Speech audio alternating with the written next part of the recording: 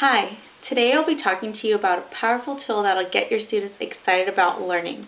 It's called a learning log. Learning logs are similar to journals. They allow students to write down facts, their ideas, and opinions about the lesson. Students can also write questions, and they don't even need to write words. They can draw pictures or illustrations about the lesson to help them remember the content of the lesson, which is what we want our students to learn anyway. I have an example of a learning log, and learning logs have no specific structure. It could be anything you want it to be, basically. And here I created a standard learning log. It's a T-shaped format. The left side are my notes of facts, specific descriptions about the lesson, and in this particular lesson it's about the water cycle.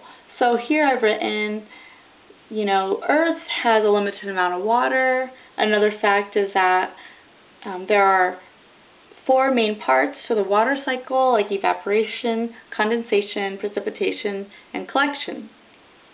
On the right side of the learning log are questions and thoughts. It's basically a reflection side where students can write down what they think about the fact that they wrote over here, any questions that come up due to what they read during the lesson, and they can also write a question about what they have about the lesson.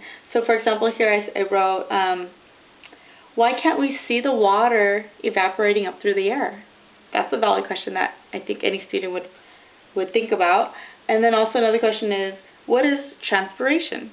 A lot of students don't know what that is, and I don't think a lot of adults know either.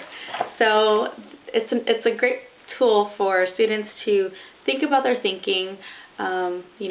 We encourage we want our students to think metacognitively, think about their thinking and become deep thinkers, not just listening to content or instruction, but being active and proactive in their learning. Another example is drawing a picture. I said we can use illustration for our learning logs. So here I drew a picture about the water cycle. And there's my Mr. Sun with Miss Cloud over here, and she sprinkles down her water for precipitation. It collects here into the ocean, and then it evaporates up from the energy of the sun and goes through condensation, making clouds, and it does the whole cycle again. So that's how we get our water. This is a helpful tool for students, especially ELL learners or those who aren't proficient in writing or able to express themselves with writing, but they can draw pictures. So pictures are a great representation of what students know and what they want to learn. So who says that you need to write everything down? A picture will do just fine. So this is my brief lesson or say about learning logs. Learning logs are a great tool for teachers to use, and the great thing is learning logs are student-centered. So it's all about the students. It's not teacher-focused. Students can make their own learning log. They can pretty much run away with the idea. They can make it how they like. If you check up above my pictures, I found a lot of pictures and images on Google about students and their learning logs, and they have great examples of how they created their own learning log.